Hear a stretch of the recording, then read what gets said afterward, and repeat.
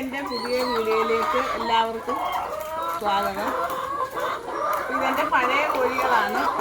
വൈകുന്നേരം ആയപ്പോൾ ഒരാളുടെ മുട്ടയാണ്, ബാക്കി എല്ലാവരും ഇട്ട് കഴിഞ്ഞു. അപ്പം എവരെ മേടിച്ചതിന് ശേഷം ഞാൻ പുതിയ കുറച്ച് കോഴികളെ മേടിച്ച് അവരെ കാണും.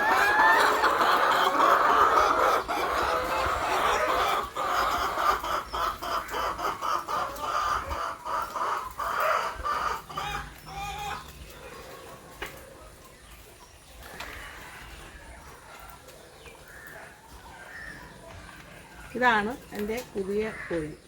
ഇത് 3 മാസവും 10 ദിവസവും ആയ കോഴിയാണ്. ഇവർക്ക് ഒരെണ്ണത്തിന് 350 രൂപ വില. കൂടും കോഴിയും എല്ലാം കൂടെ 10-23 രൂപ ആയി.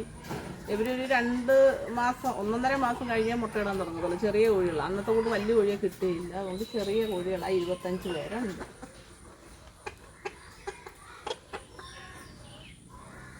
ഇവർക്ക് സ്റ്റാർട്ട് തീറ്റ മാത്രമേ കൊടുക്കത്തുള്ളൂ. പിന്നെ പോച്ചയും കൊടുക്കും. വളർന്നുകൊണ്ടിരിക്കുന്നതല്ലേ ഉള്ളൂ. പിന്നെ മരുന്ന് ചേർത്ത വെള്ളം, വിറ്റാമിൻ മരുന്നും ഒക്കെ കൊടുക്കും. പിന്നെ ലിവറിൻ്റെതും ഒക്കെ കൊടുക്കും. അപ്പം പിന്നെന്ന് പറയാൻ, ഇത് ഞാൻ ആദ്യമേ കോഴിക്ക് വേണ്ടി വെച്ചതാണ് ഇത്.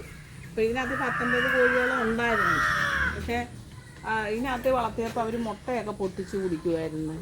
പിന്നെ അവർ പരസ്പരം കൊത്തിയും അങ്ങനെ ബുദ്ധിമുട്ടായി. പിന്നെ കോഴിയെല്ലാം വിറ്റ്. പിന്നെ അതിന് ശേഷമായി കൂടും കോഴി ഇങ്ങനെ മേടിച്ചു. ഇതാകുമ്പോൾ മുട്ട നമുക്കിങ്ങനെ കിട്ടും.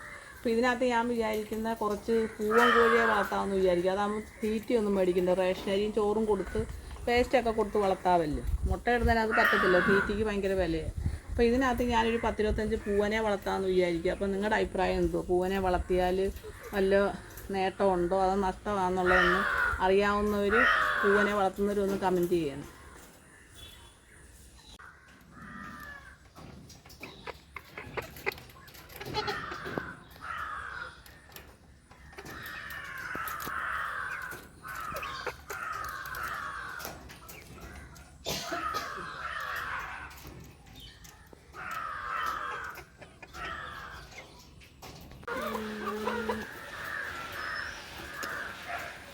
എന്താ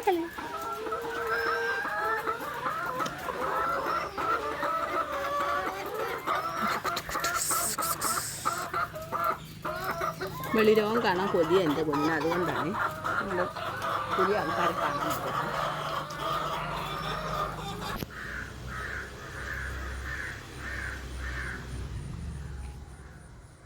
നേരത്തെ ഒരു വീഡിയോയിൽ കമൻ്റ് ഇട്ട് ചോദിച്ചായിരുന്നു, ഇവിടെ കാഷ്ടം എന്ത് ചെയ്യുന്നുണ്ട്. ഇതിപ്പോൾ ഇങ്ങനെ ഇവിടെ താഴെ വീഴുവേ. ഇത് അന്നന്ന് കോരി തെങ്ങിൻ്റെ വെട്ടി കുഴിയെടുത്ത് തെങ്ങിനിടും. തെങ്ങിന് നല്ല വളവും.